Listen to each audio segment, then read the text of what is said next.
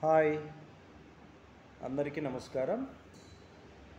ఇప్పుడు నేను చూపించబోయేటటువంటి ఈ పరికరం పేరు, దీనిని డైల్ గేజ్ అంటారు. సో ఈ డైల్ గేజ్ని మనము ఇండస్ట్రీస్లో, సిమెంట్ ఇండస్ట్రీస్ కానీ, సో ఎలాంటి ఇండస్ట్రీస్లో అయినా దీనిని మనము ఒక ఎక్విప్మెంట్ అలైన్మెంట్ చేయటం కోసం ఈ యొక్క పరికరాన్ని మనం వినియోగించుతాం. ఈ పరికరం లేనిది మనం అలైన్మెంట్ చేయడం అనేది అసాధ్యం. ఇప్పుడున్న రోజులలో మనకు లేజర్ అలైన్మెంట్ కిట్స్ చాలా ఉన్నాయి. కాకపోతే మనం చూసుకున్నట్లయితే పాతకాలంలో కాదు, ఇప్పుడు కూడా చాలా చోట్ల కొన్ని పరిసరాలలో, కొన్ని ప్రాంతాలలో ఈ యొక్క డైల్ గేజ్ని కంపల్సరీ ఉపయోగించి అలైన్మెంట్ చేయడం అనేది జరుగుతుంది. ఓకే, సో ఈ డైల్ గేజీ మేక్ వచ్చేసి మితితోయో కంపెనీ.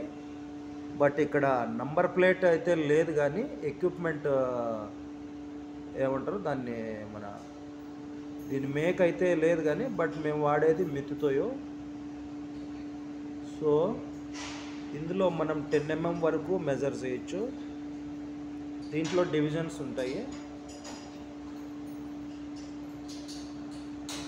0 నుండి 10 దాకా వస్తే 0.1 mm. సో ఇక్కడ 0 నుంచి 10 వరకు 10 డివిజన్స్ ఉంటాయి.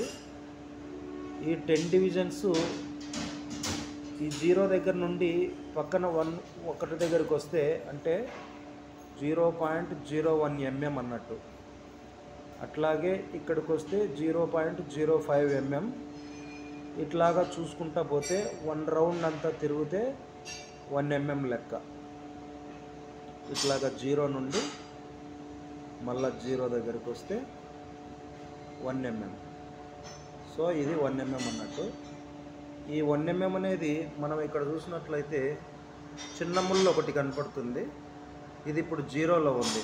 సో చిన్న ముళ్ళు 0లో ఉంది, పెద్ద ముళ్ళు 0లో ఉంది. అట్లా కాకుండా మనం ఇప్పుడు 1 mm మెజర్ చేయాలంటే ఇట్లా చేస్తే కన్నా ఇది 0లోకి వచ్చిన తర్వాత చిన్న ముళ్ళు కూడా ఒకటి దగ్గరికి వచ్చింది. సో అప్పటికి 1 mm అన్నట్టు. ఇట్లా మనము అలైన్మెంట్ చేసేటప్పుడు ఈ రీడింగ్స్ చూసుకుంటూ మనం అలైన్మెంట్ అనేది చేస్తాము. సో అలైన్మెంటు 2 రకాలుగా చేయొచ్చు.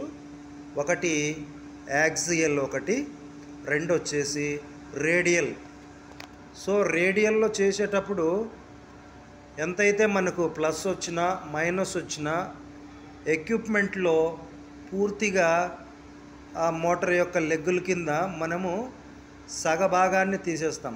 సపోజ్ ఇప్పుడు మనకి 1 mm వచ్చిందనుకోండి ప్లస్, అంటే మనకు మోటార్ అనేది డౌన్లో ఉన్నట్టు. దానికి మనం ఏం చేయాలి రేడియల్ ప్రకారము?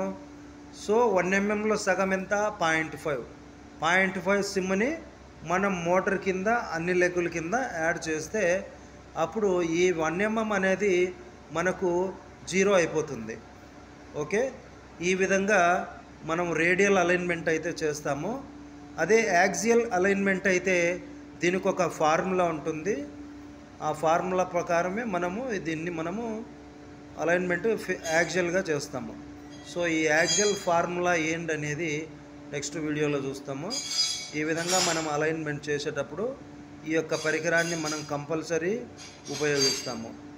ఈ పరికరం లేనిదే మనం అలైన్మెంట్ చేయడానికి చాలా కష్టము.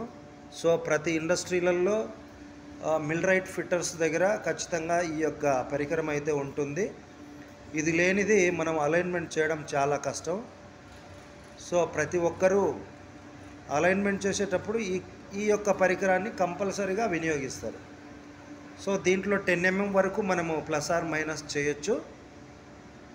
ఈ విధంగా మనము అలైన్మెంట్ చేసి ఎక్విప్మెంట్ను సురక్షితంగా మనము నడపగలిగేదానికి ఇదొక ముఖ్యమైన పాత్ర పోషిస్తుంది.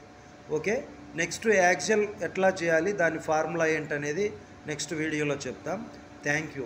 Please subscribe my channel. Thank you.